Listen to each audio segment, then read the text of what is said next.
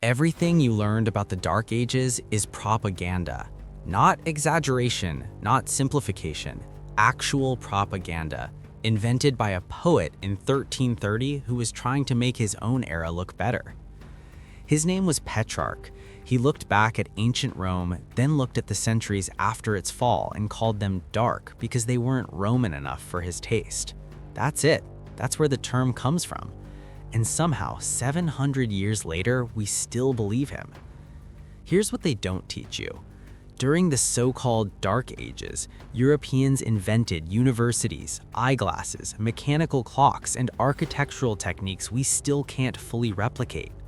They experienced an agricultural revolution that doubled the population. They built cathedrals so advanced that modern engineers study them. Meanwhile, Baghdad was the intellectual capital of the world. China was in a golden age. The Byzantine Empire was thriving. Dark Ages isn't history, it's a myth, and this file is going to demolish it. Let's start with the con artist himself. Petrarch was an Italian scholar living in the 1300s. He was obsessed with ancient Rome, the poetry, the philosophy, the glory.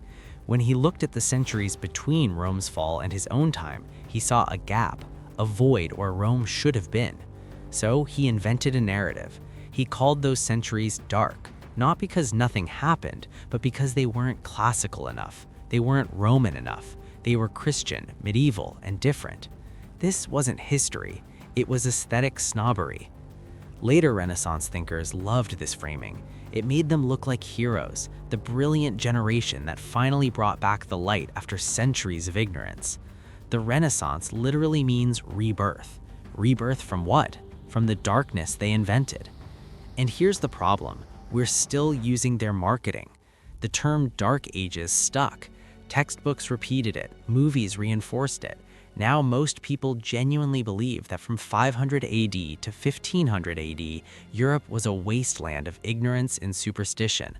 They're wrong, spectacularly wrong. Let me show you what the Dark Ages actually produced. In the 11th century, Europeans invented the heavy plow. This sounds boring until you realize it transformed agriculture completely. The old Roman plow couldn't handle the heavy, wet soils of northern Europe. The new plow could. Suddenly, land that was useless became farmable. At the same time, they developed the horse collar. Before this, horses couldn't pull heavy loads without choking. The new collar distributed weight across the shoulders. Horses became 3 times more efficient than oxen. Farming exploded. These two inventions, combined with the 3-field crop rotation system, triggered an agricultural revolution. Food production doubled. Populations boomed. Europe went from 25 million people in 700 AD to 75 million by 1300. Does that sound like a dark age to you? But it gets better. In 1088, the University of Bologna was founded, the first university in the Western world. Oxford followed in 1096, Cambridge in 1209, Paris, Salamanca, Prague, all Dark Age creations. The entire concept of the university, degrees, professors, academic freedom was invented during the period we call dark. Here's where it gets embarrassing for the Dark Age narrative. Around 1920, someone in Italy invented eyeglasses. Think about what that means. For the first time in human history, people with poor vision could read, work, and contribute for decades longer than before. Scholars could keep writing into old age. Craftsmen could keep working. It was a quiet revolution in human productivity. Mechanical clocks appeared in the 13th century, the first complex machines in European history. They required precision engineering that wouldn't be matched until the Industrial Revolution. Gothic cathedrals were built using architectural techniques so advanced that modern engineers still study them. Notre Dame, Chartres, Cologne, these weren't built by ignorant peasants. They were built by masters who understood geometry, physics, and engineering at levels we're still analyzing. And here's what really destroys the Dark Age myth. While all this was happening in Europe, the Islamic world was experiencing its golden age. Baghdad's House of Wisdom was translating Greek texts, advancing mathematics, and making breakthroughs in medicine and astronomy. Algebra, algorithms, chemistry, these words come from Arabic because Islamic scholars invented or advanced these fields during Europe's Dark Age. The world wasn't dark. One region was recovering from an empire's collapse while others flourished.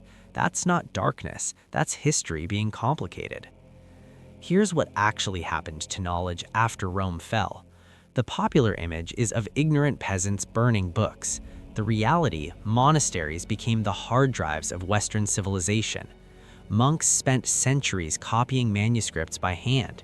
Every text of ancient Rome and Greece that survived, Aristotle, Plato, Cicero, Virgil, survived because medieval monks thought it was worth preserving.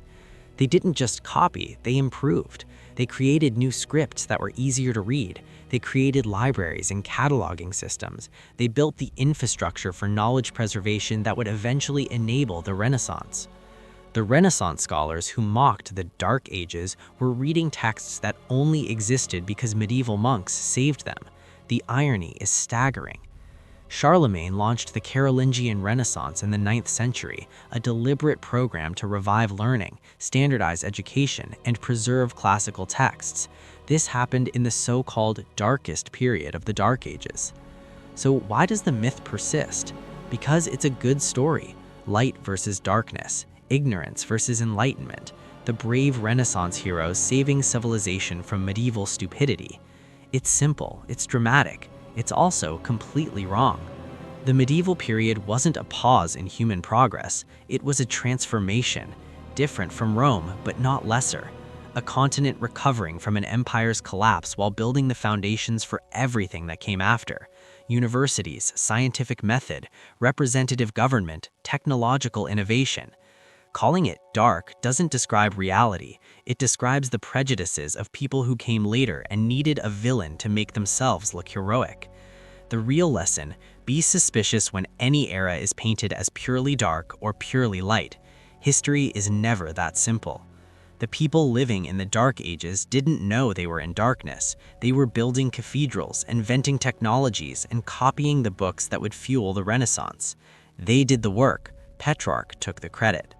This file remains open.